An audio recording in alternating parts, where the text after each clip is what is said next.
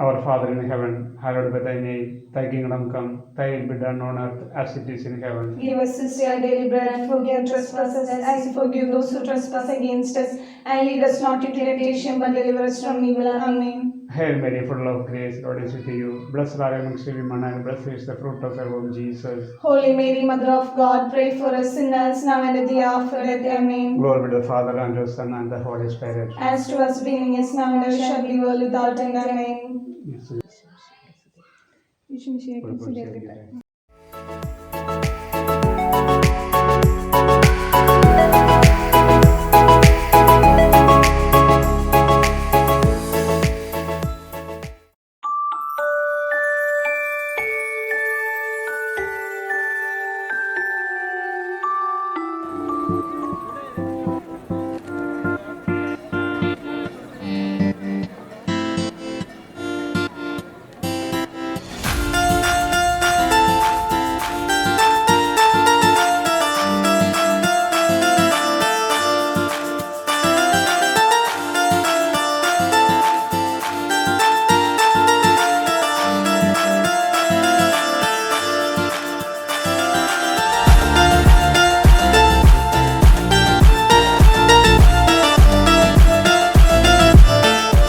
Ladies and gentlemen, I am Captain Sajdev, and me and Joy have served together for close to 3 years, and it is an experience that I shall always cherish and remember till my dying day.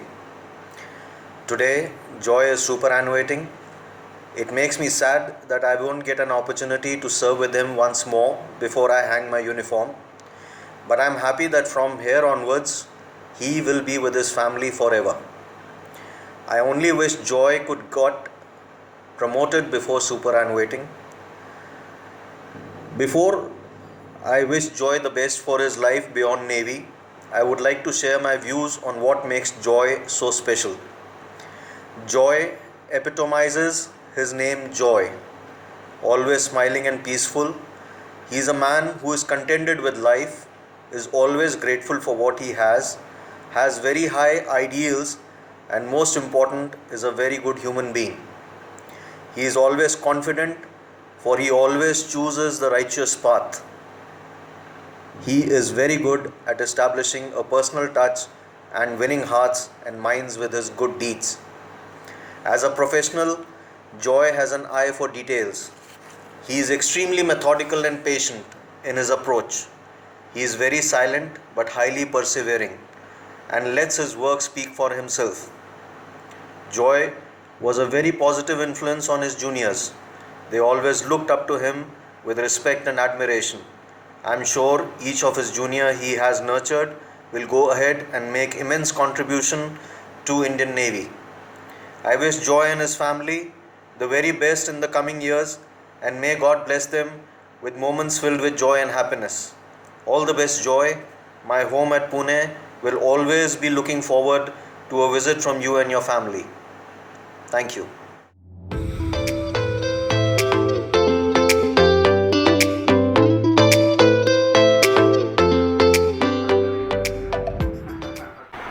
Mr. Joy is an efficient civilian officer whom I have come across in naval service. He is very professional in his approach.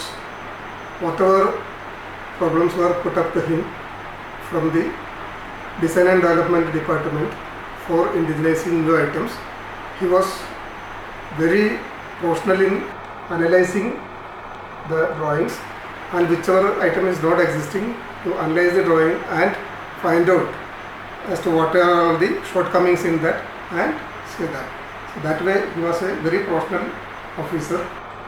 And with regards to his administrative skills, many a times he happened to develop as the civilian administrative officer also, and has done a good job as he is very educated, very much educated on the civilian rules and regulations. I wish him all the best in his future too.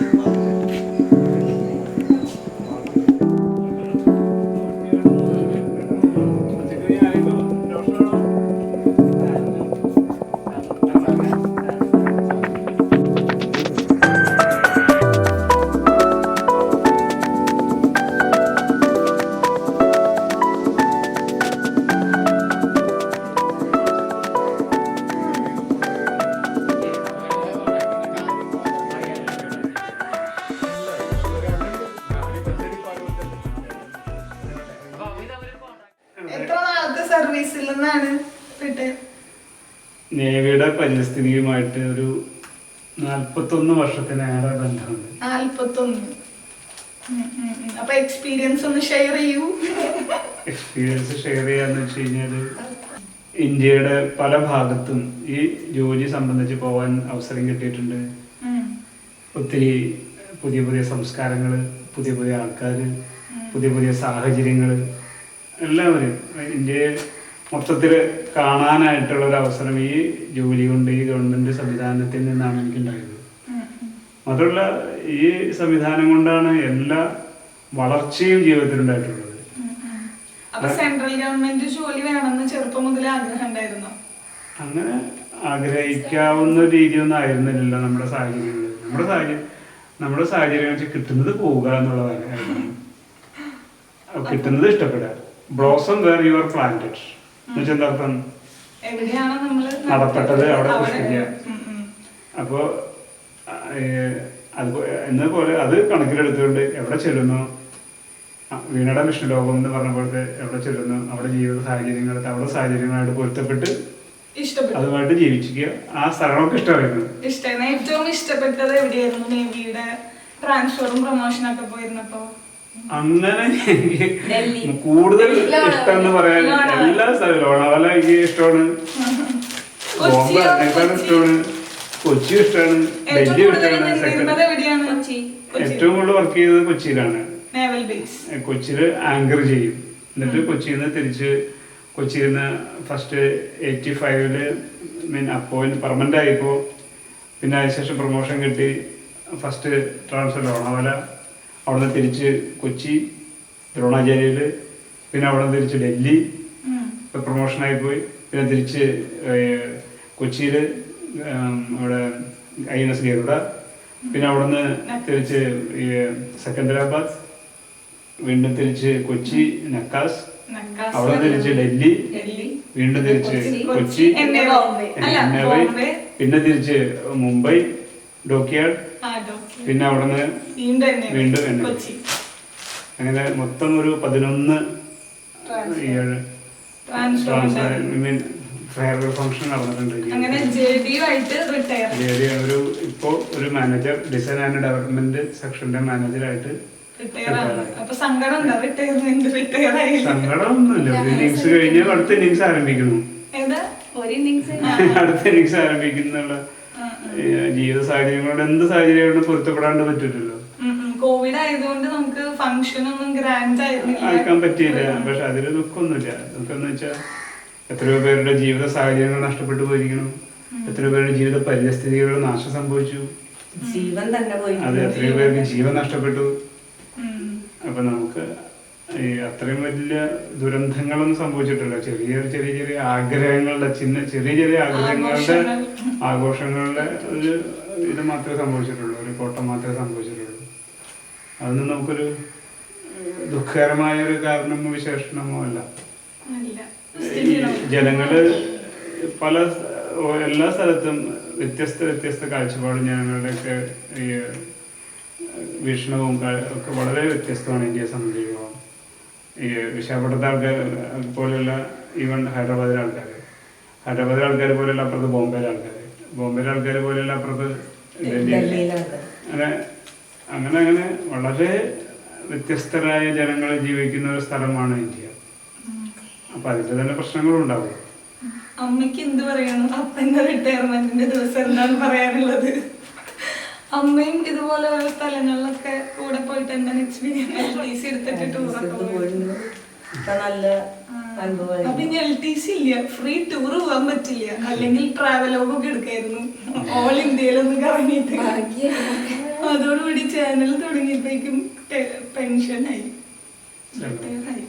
Happy are those who know they are spiritually poor. അതാണ് അപ്പൊ അവസാനമായിട്ട് പറയാനുള്ളത്. റോസപ്പനും ആച്ചിയും എല്ലാവരും വന്നിട്ടുണ്ട്. അപ്പയുടെ retirement Rosmi already ഉള്ളതാണ്. May 31 retirement. Happy retirement day അപ്പ. അപ്പോ good bye tension, hello pension.